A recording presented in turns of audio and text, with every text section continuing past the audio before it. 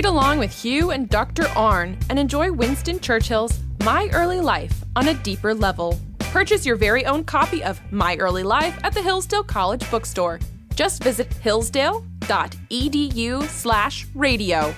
Learn about the fascinating first 30 years in the life of one of the most provocative and compelling leaders of the 20th century, Winston Churchill in My Early Life. Hillsdale.edu/radio. That's hillsdale.edu/radio to buy your copy of My Early Life.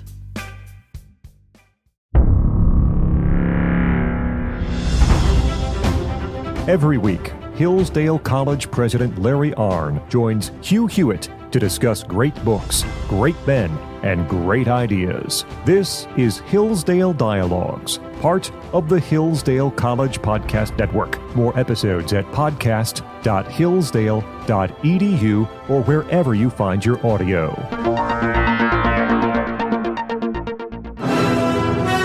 Morning glory and evening grace, America. I'm Hugh Hewitt. Welcome to the Hillsdale Dialogue, the final radio hour of the week, and maybe your last hour watching on the Salem News Channel, or maybe you're watching over at hillsdale.edu. But my guest is, as promised, Dr. Larry Arnn, and we are back, as promised, in My Early Life by Winston Churchill.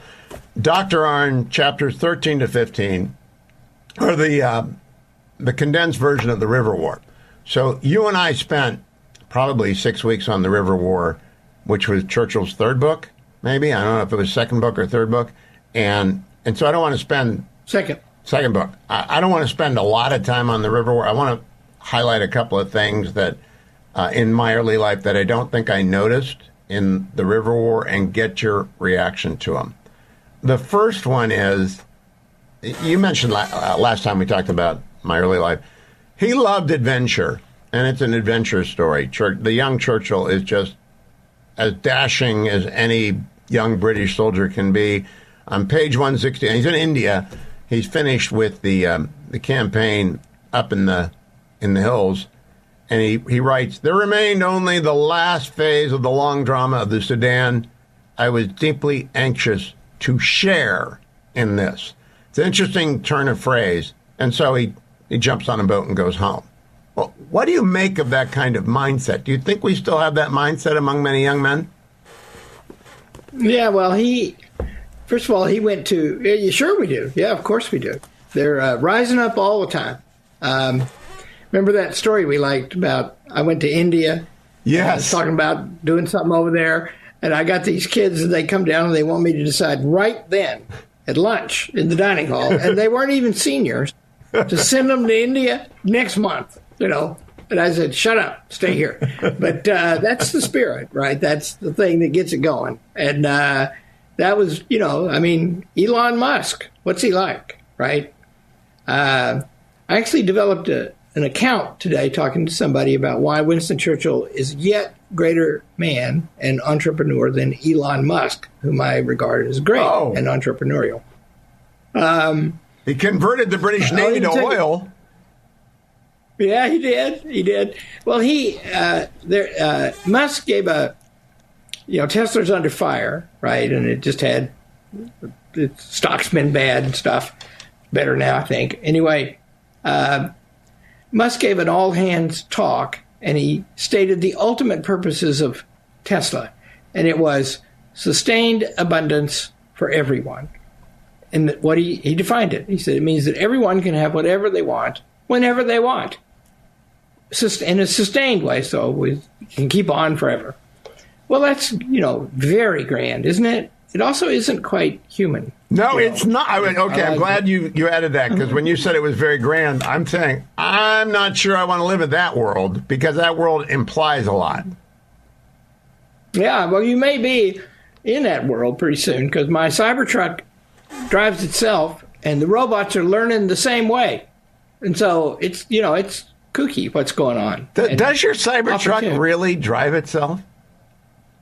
Oh yeah, I could get in it in my driveway here and put your address in Virginia or California, and it would drive me there, and I would probably not have to intervene at all.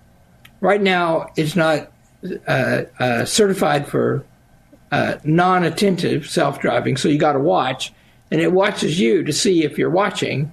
But I've driven it to Lansing, that's 70 miles, and the airport's 85 miles, in the rain, at night, and I didn't touch a thing. Now, what's interesting that you bring up Elon Musk, there's been this reaction against him. It is not unlike the reaction to young Churchill. In fact, I wanted to read to you, Churchill on page 162 talks about envy.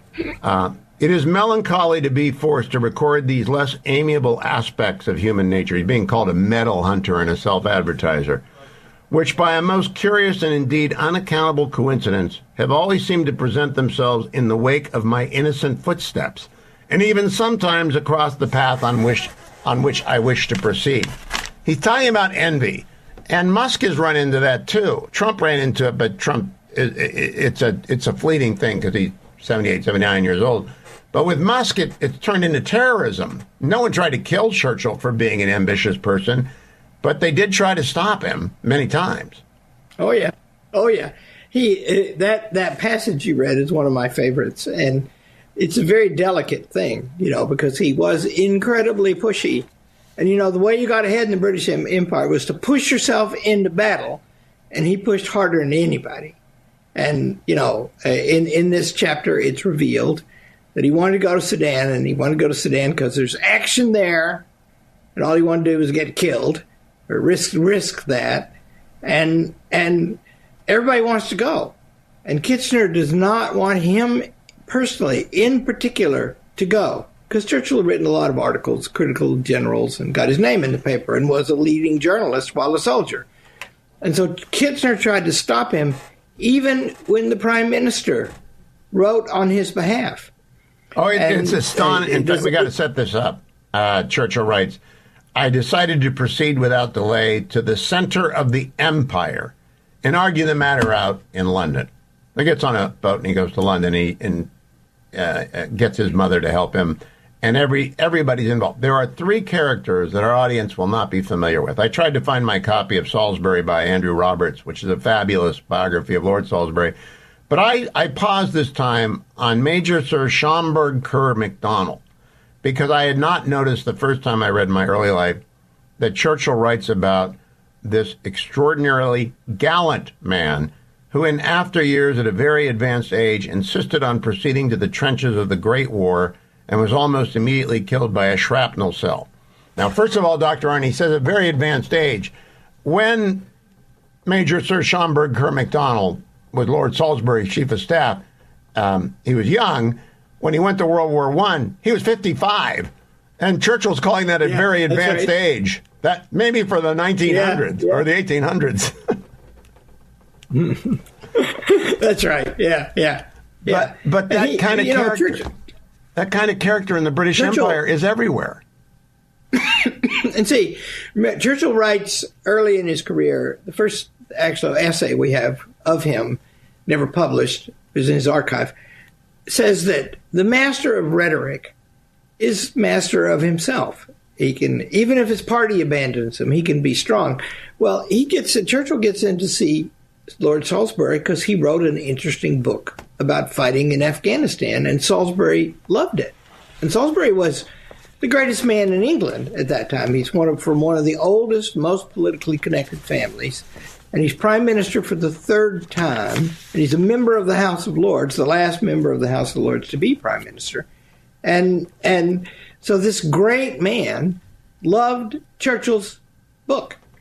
And he's the greatest man. And Churchill gets him to write a telegram to Kitchener, which effectively says, please take Churchill. And Kitchener says, no. And Kitchener had already had a communication from the Prince of Wales, the heir to the throne, of the same nature. And Kitchener said no to him, too. And then Churchill found a way through the War Office. And we'll come to that. Exploited. Let's pause for a moment. I'd forgotten this, that Lord Salisbury reads the Malacan Field Force, and he invites a young Churchill to come to basically the White House, right, the number 10. The great man, master of the British world, the unchallenged leader of the Conservative Party, a third-time Prime Minister and Foreign Secretary at the height of his long career, received me at the appointed hour, and I entered for the first time the spacious room overlooking the Horse Guards Parade, in which I was afterwards for many years from time to time to see much grave business done in peace and war. I'll come back to Salisbury. That's not the PM's office, right? He's talking about the foreign minister's office, I think. No, he sees Salisbury in 10 Downing Street. Oh, he does? And, yeah. And that, you know, that's the place, right? That's the place. And so, yeah, that was a big deal, right? And you'd think that would get him to the Sudan. It didn't work. And he still didn't stop. You know, that's, you know, there's a cleverness. First of all, this Churchill is both when he praises and when he recounts negative things about himself, there are elegances in it. So when he says medal seeker, you know, all that, you know, trying to get his name in the paper, he is the most published author on these wars in which he fought, and he's the second lieutenant. And he is critical of the generals. Now, that's outrageous. It is outrageous, but it is not, it's not unusual for Winston Churchill. More coming up. Don't go anywhere. The Hillsdale Dialogue continues right after the break. All things Hillsdale at hillsdale.edu. Stay tuned for more of Dr. Larry Arnn here on the Hillsdale Dialogue. Hillsdale College is a small, Christian, classical liberal arts college that operates independently of government funding, and we want you or your son or daughter to apply. At Hillsdale, students grow in heart and mind by studying timeless truths in a supportive community dedicated to the highest things. Hillsdale College costs significantly less than other nationally ranked private liberal arts colleges and receives regular recognition as a best value, and nearly all students receive financial aid. Our robust core curriculum, vibrant student life, and 8-to-1 student-to-faculty ratio make for an education like no other. For more information or to fill out an application, visit hillsdale.edu/info. That's hillsdale.edu/info.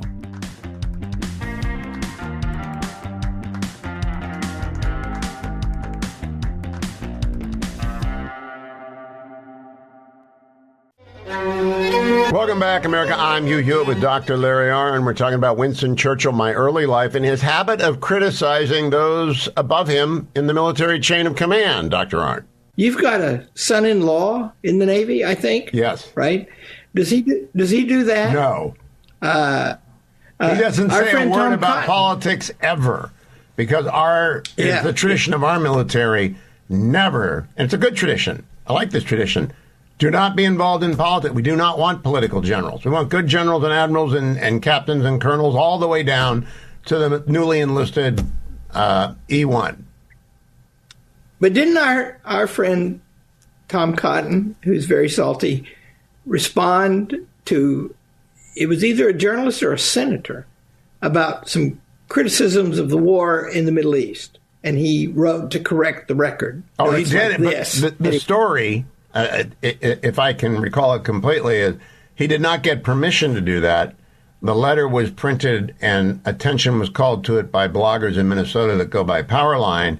And he was summoned at a date certain to meet with the head of his deployment.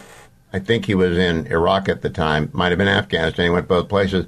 But before that meeting happened, somebody in the United States, maybe W, said something good about that letter. So when he went to see his commanding officer said, you know not to do this again, right? Senator Cotton said, they got away with it, but it's a good thing. It was timely like this. There's a fine line in here, by the way. Will a duck swim? You know, I don't know what would happen. If you send out a note to a student in Hillsdale College, Dr. Arnn would like to see you at the president's office or the president's home at X hour. Do you think they're going to say yes? No, I think they won't. I because, I have peripheral things to do with Donald Trump for several years now. And they are peripheral things, right? They're important to me, and some of them are important, but they're not the center of his world. And people, this morning I got an email from somebody, and it's a lot of details about a particular thing. Can you get to Trump? And I replied, no, I cannot. Well, that's not unlike what I mentioned earlier, this Major Sir Schomburg Kerr MacDonald, who's Lord Salisbury's #1 guy. After this meeting goes down, Churchill approaches him and says, can you get Lord Salisbury to write Kitchener? And this guy's very clear. He said, I will ask him, and he will probably send a letter, but it will not be a demand, and it might be ignored, and I can't do anything more. And it played out exactly like that. And I think it's hard to say sometimes, no, I can't do something, but it's a useful trait to be able to say, no, I can't do something, or to limit your ability to do something. Yeah, well, but remember, Schomburg said he will indicate in the letter that he would be pleased if Churchill was accepted, and he did do that. And Kitchener didn't ignore the letter; he said no. He said no, and that's a big deal. And and one of the most famous things about Winston Churchill's early life was he was down there and took part in that cavalry charge. Yeah, and he wouldn't take no for an answer. So the secret to this chapter is a fellow named Field Marshal Evelyn Wood. I had to go and look him up because Churchill doesn't tell us much about him. He tells us a little bit about Lord Salisbury and how great he is, and a little bit about how Lord Salisbury, Chief of Staff, is a good man. But he just says that Evelyn Wood, he just assumes, facts not in evidence, he assumes the reader knows that this is a great man. He's a field marshal. I mean, this guy, he got the Victoria Cross, which is like, he's a recipient of the Medal of Honor. He fought in the Zulu War, the First Boer War, the Modest War. He did everything. He fought in India. He did everything, and he can't hear a thing. But he's at dinner, and he hears about Churchill's plight, and he gets angry. And he says, it's not up to Kitchener to tell the War Office, which he then had, he was the Adjutant General, to tell the War Office who gets to come and who doesn't get to come. And so he said, Churchill, go and join the Lancers because they answer to me. It is a lesson in persistence, Dr. Arnn. Yeah, Churchill, and political understanding too. Once he saw that, because see, that's a conflict between the Home Office and the Field Office, right? And Evelyn Wood is protecting his prerogatives. Right. And Churchill saw that there was an energy there that he could exploit, and he got himself down there. The ambition that flows out of this page is too hard to convey, but the anxiety is something I wanted to talk to you about. He talks about this long journey, afraid that at every stopping point there'll be a telegraph from Kitchener overriding the attachment to the 21st Lancers. And it never happened. Do you take any message away about anxiety from the, he's anxious the whole way. He just thinks he's going to get told not to go. And all he wants to be is a Lancer in this battle. And he's afraid he's going to get sent home. But he professes he worries too much. Yeah, Churchill wrote a lovely thing that I remind myself from time to time. Churchill lived with a lot of anxiety, right? I mean, he wore almost the loss of defeat of his country in war, bombing of London, right? And he wrote down, when he was still pretty young, he wrote down, when I am overcome with worry, I write down on a piece of paper a list of the things that I'm worried about. And they readily sort themselves into things I can't do anything about and things that might not happen, and that I can concentrate on the ones that I can do something about. And so that's a good habit for people to have, because everybody's got worries every day, all the time. And he also my friend Tom West. Oh, yeah? My friend Tom West is fond of saying, if you have a sleepless night, whatever your worries are, they tend to compound. And Tom West quotes, I think it was Hegel, who says, no one is responsible for his thoughts after midnight. So, yeah, I mentioned last week, you're going to have Victor Davis Hanson as your commencement speaker. I think it will be a very memorable address. I think he is going to put a lot of work into it. But he worries a lot. And probably the person who worries the most that I know the work of the best is Victor Davis Hanson. That worries me that he worries. Does it worry you that he worries? Yeah, well, Victor is I know Victor really well and admire him very much. And Victor is, he's a courageous, steadfast, forthright, persistent man, but he doesn't live in a happy state night and day. It's always been like that. Well, that's delicately put. He's a farmer. Yeah. Now, I've never met a farmer who is optimistic, but I've met a few farmers who can pretend to be happy again. He's very worried about the direction of the country. I think he's very happy that Trump won, but he's living in California in the Central Valley, and it's been so screwed up. It's so bad. People don't have any idea how screwed up this state is. You fled it. I fled it. But he stayed. He's still farming. And he expects, but the tariffs are going to hit him. Did you know that? Yeah. He expects the tariffs. The easiest thing for someone to do is to throw a tariff on his almonds. And stand by. We'll talk more about VDH after the break. All things Hillsdale at hillsdale.edu. Welcome back, America. I'm Hugh Hewitt. Hillsdale Dialogue underway. All things Hillsdale at hillsdale.edu. We're talking tariffs, Dr. Arnn. Our trading partners, so to speak, have had consistently higher tariffs than we have for 50 years, right? And if Trump's not, and we don't know for sure what Trump is trying to do, because we do know he's trying to make a deal, and whatever position he takes early will be towards some ultimate deal that he can't reveal fully because he's negotiating, right? But if all he achieves is he equalizes those tariffs, which is one of the explicit purposes he names, then that should be a gain, right? Especially because, we favored in the GATT and in the World Trade Organization, we were stronger than any country in the world, and we favored them at our expense. Yes. But our burdens are very large now. And we have carried so much of it. We're going back to last week's conversation about the tariffs. I don't think the good thing about podcasting is there's a lot of good content. You do it now. You have your own podcast, and the Hillsdale Dialogues are podcasts, and there are podcasts everywhere. The problem with podcasting, you got to have opinions every week.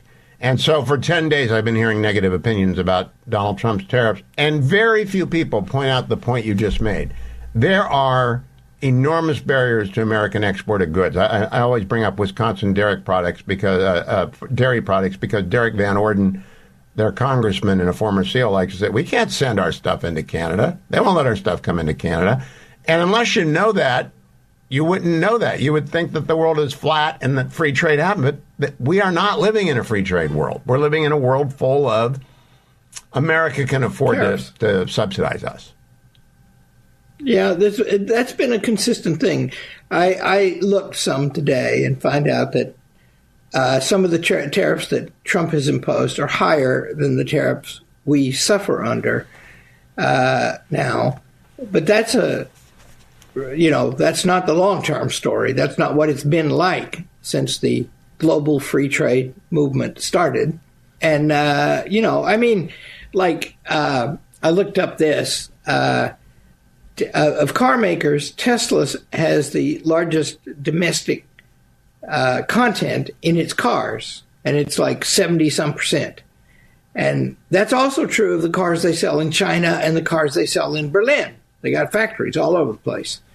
And they work very hard, apparently, to have domestic content. Well, the domestic content of General Motors is about 50%. And the reason for that is they make a lot of stuff in Mexico. Oh, don't get me started on GM. I tell people, we encourage that. I grew up in a GM town. Lordstown made cars, Packard Electric made cars, and a steel town. And it had 60,000 people when I was born. It's got 40,000 people now. It doesn't have any steel mills. It might have one. Doesn't have any car companies. They tried to start an electric car. It's hollowed out. That happened in the course of my lifetime because of our trade policy, which was good for the world, but not so good for the industrial base of America. And I understand that unions had a role in that, but I do also understand if we're going to be in a conflict for many, many decades with China, and you and I both hope it's a cold war, not a hot one, we've got to reshore the capacity to defend ourselves and deter that war. And that means a bunch of things that might be more expensive to produce here, but which we can reliably count on being here when we need them. Isn't that the short defense of Trump? And Senator Graham, who still writes in the Wall Street Journal sometimes, now retired, is a friend of mine and a very wise man. And he's a radical free trader, and I get that, right? That's true. And I don't believe that industrial policy should be generally made in the government. And I also believe that we need a strong manufacturing base for national defense, and we got to clean all that up. And we got to compete. We got to build things here, and they've got to be efficient, and they've got to be competitive around the world. And so you're looking for all those things, right? And matching the tariffs that places have on us. And see, remember the way the tariffs work, right? Like in the European Union and Britain, the farmers are a very strong lobby. And they should be, right? And they want to grow their own food. Well, they can't grow food nearly as well as we have. And they got big tariffs on food from America. And that's what the point Victor's making, right? And we have huge advantages in that. And we will be using those advantages. Do not go anywhere, America. I'll be right back for more with Dr. Larry Arnn. All things Hillsdale at hillsdale.edu. To find the Hillsdale Dialogue page and all the other information about Hillsdale, head to hughforhillsdale.com.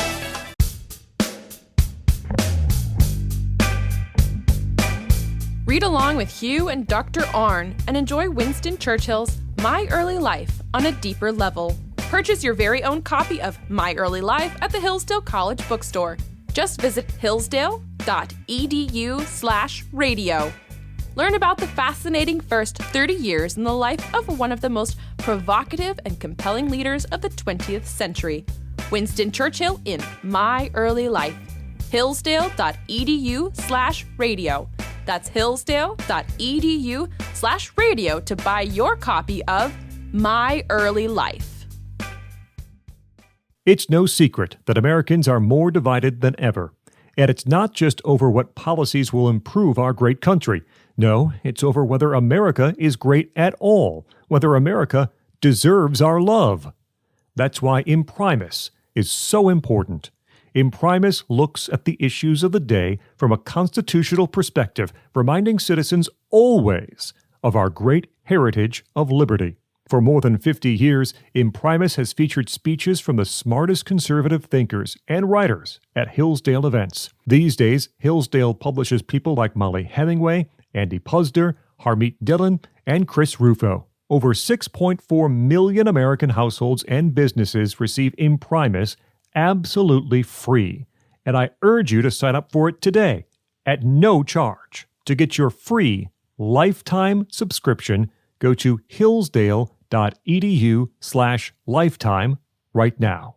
Welcome back, America. I'm Hugh Hewitt with Dr. Larry Arnn. We're talking about agriculture. We're talking about food. Dr. Arnn, what about it?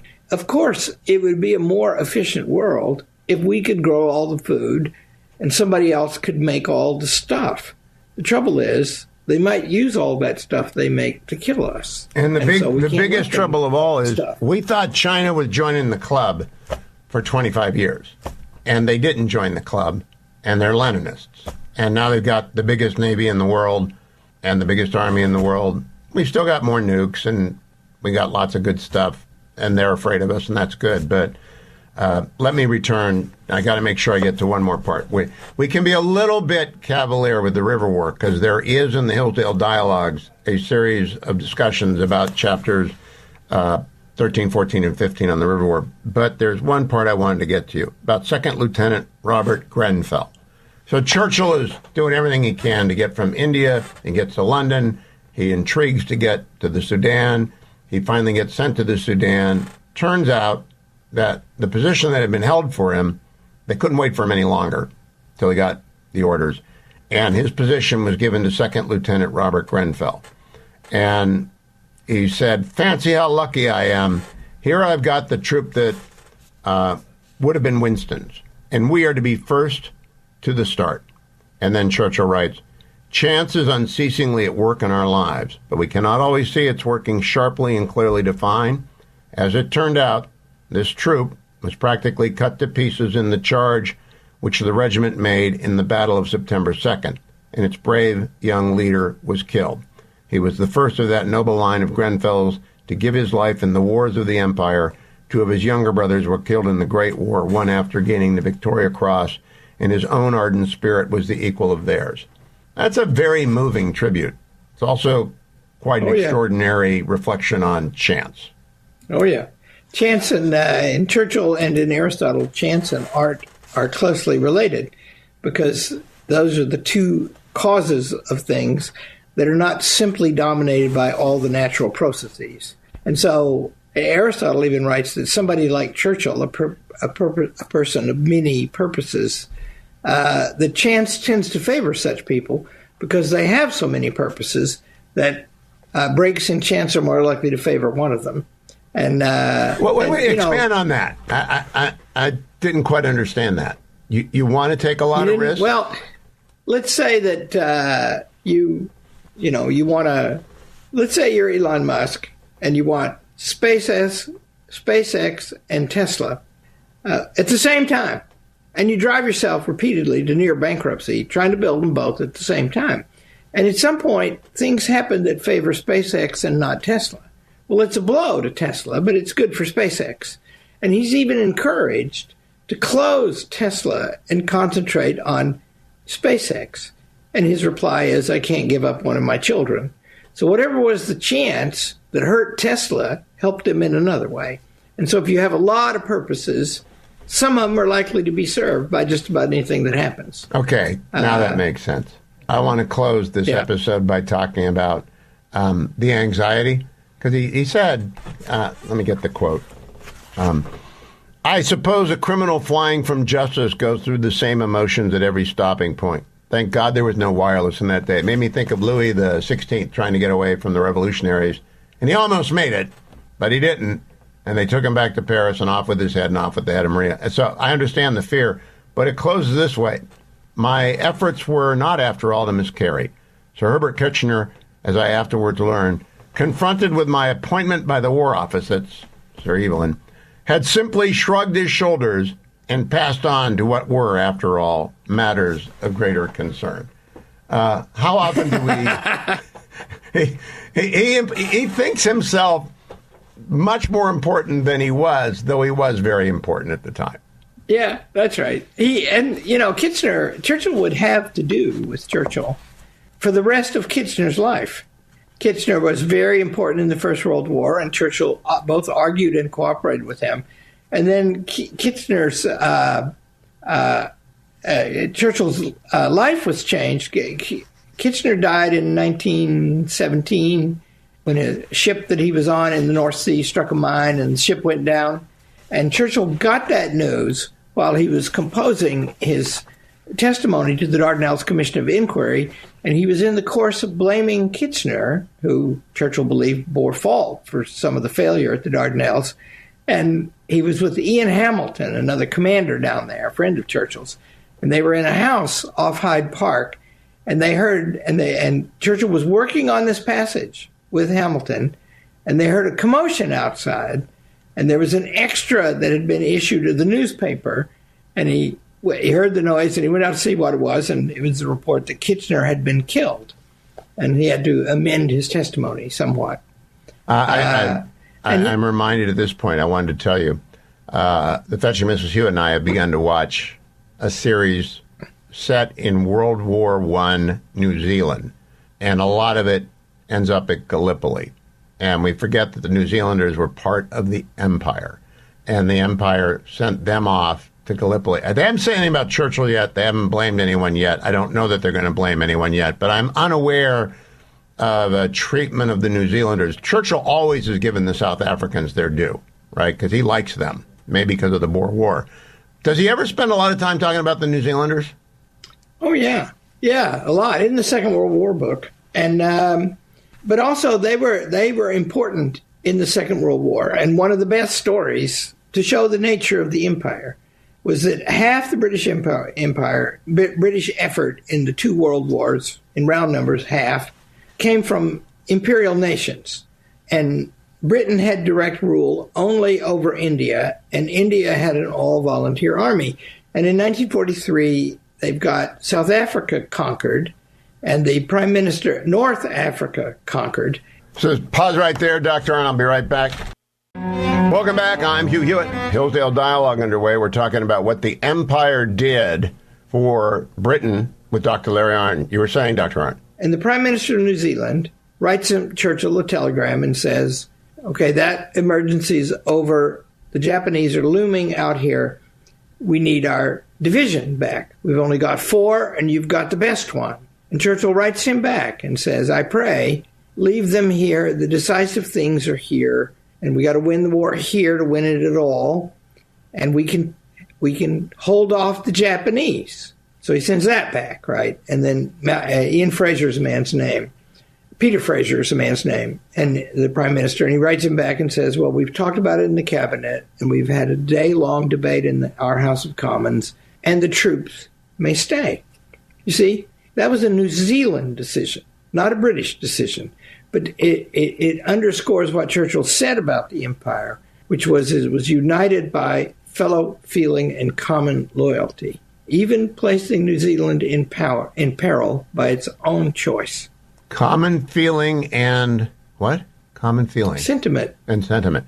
Conviction, right? But that should be the West right now. Because it shares an end. That should be the West right now. And to a certain extent, it's a good place to close, and we have to anyway. Next week, we will go to Chapter 16, I Leave the Army. If you want to learn more about the Sudan campaign, we have an entire series in the archives of HughForHillsdale.com, the Hillsdale Dialogues. But it's a good place. It's also, I think, Trump is trying to drive home that there is a West and you should be part of it. Am I making up? Am I putting on rose-colored glasses, Dr. Arnn? That was the burden of Vance's speech on defense that offended the Europeans so much. He thought he was going to lecture them on spending 5%, but he spent most of his speech talking about protection of civil liberties and leaving political parties free to campaign. And, Romania, the Romanian High Court, under pressure from the European Union, voided an election in Romania. And Marine Le Pen, the leader of what might be the most popular party in France, has been convicted of a crime.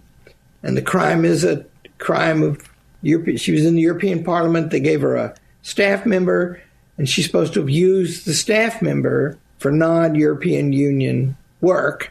And, so it's a matter of deploying your staff.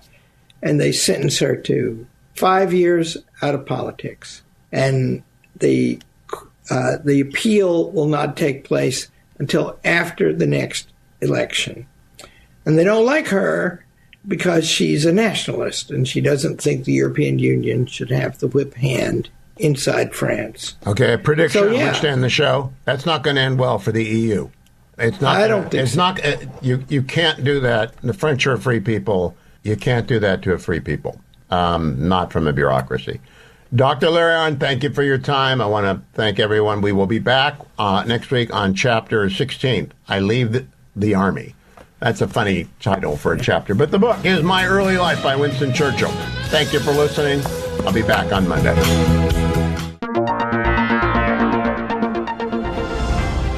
Thanks for listening to the Hillsdale Dialogues, part of the Hillsdale College Podcast Network.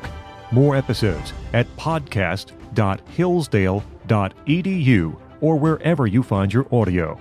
For more information about Hillsdale College, head to hillsdale.edu.